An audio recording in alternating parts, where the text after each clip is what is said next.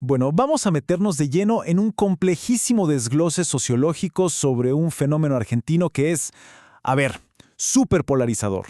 Vamos a explorar las raíces de esta división puramente a través de los lentes de la identidad, la cultura y cómo se comportan las instituciones. Es realmente fascinante ver cómo las percepciones colectivas terminan moldeando la realidad política de todos los días. La fuente nos plantea de arranque una pregunta bastante provocadora. ¿Alguna vez se preguntaron por qué existe un enojo tan profundo y arraigado, incluso entre clases sociales que teóricamente se han beneficiado de ciertas políticas? Fíjense que, para entender esto, el análisis nos pide que dejemos de lado por un momento los fríos datos económicos sobre industria o deuda. Y para desarmar todo este rompecabezas, nuestro análisis va a dividir el tema en 5 puntos clave.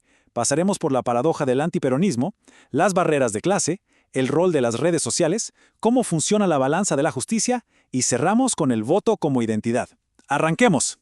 Punto número 1. La paradoja del antiperonismo. Vamos a ver qué hay más allá de los números estadísticos. La clave absoluta que nos marca el documento es esta.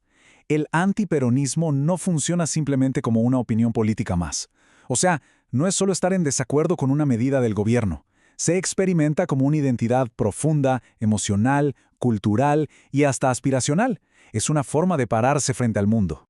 Y esto se sostiene en 4 pilares sociológicos súper fuertes. Miren, es una mezcla tremenda de resentimiento estético, la defensa del mérito contra la intervención del Estado, un hartazgo absoluto por la corrupción y, obvio, la amplificación brutal que le dan los algoritmos de las redes sociales.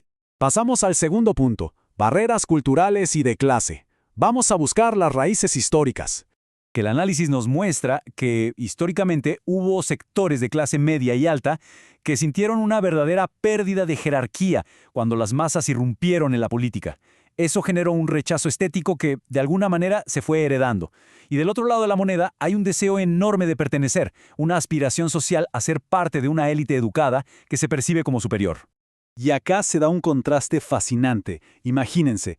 Por un lado está ese orgullo tremendo de la clase trabajadora que dice yo me gané lo mío con mi propio esfuerzo, el puro mérito individual. Y enfrente está la visión del Estado como alguien que básicamente te saca a través de los impuestos para repartirle planes a los que supuestamente no trabajan. Es un choque de mundos total. Tercer punto en nuestro análisis, corrupción y redes sociales. Vamos a traer todo esto al presente.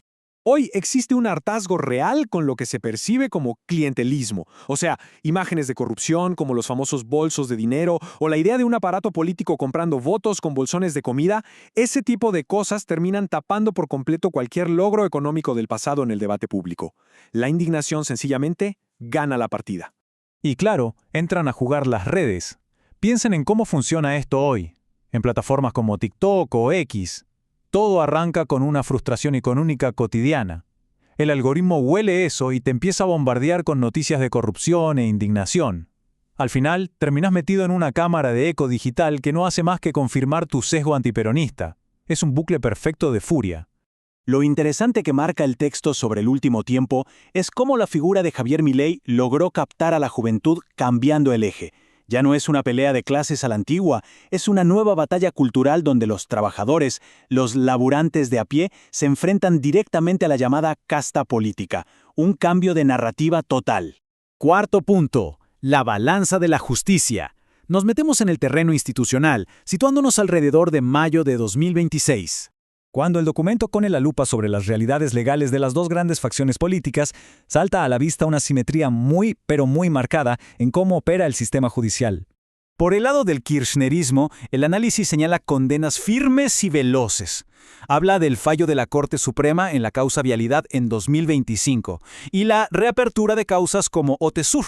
Y claro, desde la vereda peronista responden que todo esto es un proceso defectuoso, armado solo sobre la base de firmas de decretos, sin pruebas directas de corrupción. Pero si miramos hacia el macrismo, el escenario que plantea el texto es radicalmente distinto. Casos enormes, como la investigación por la deuda con el FMI, terminan de golpe con un decreto en febrero de 2026 que saca al Estado como querellante.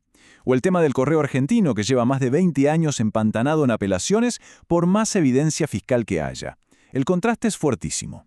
Y acá llegamos a un concepto central que usa la fuente, la justicia tiempista. Básicamente, es un sistema que acelera a fondo y actúa rapidísimo cuando el político de turno está debilitado, pero que de repente va a paso de tortuga y es súper permisiva cuando se trata del poder actual o del llamado círculo rojo.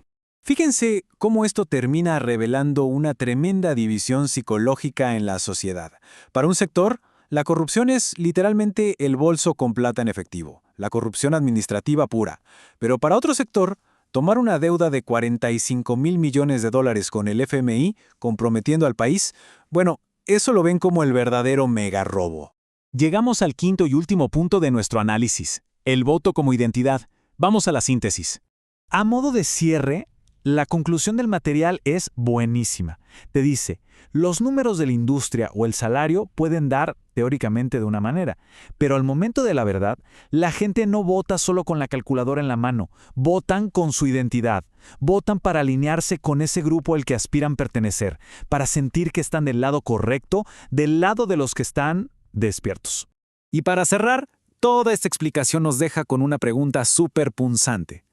¿Cuánto de todo este bombardeo mediático sobre la corrupción se alimenta en el fondo de tener una justicia que mide con tan distinta vara? ¿Qué tanto de nuestra identidad política termina siendo un reflejo de esas enormes asimetrías institucionales? Es un interrogante tremendo que nos obliga a repensar cómo armamos nuestras propias creencias. Muchísimas gracias por acompañarnos en este análisis.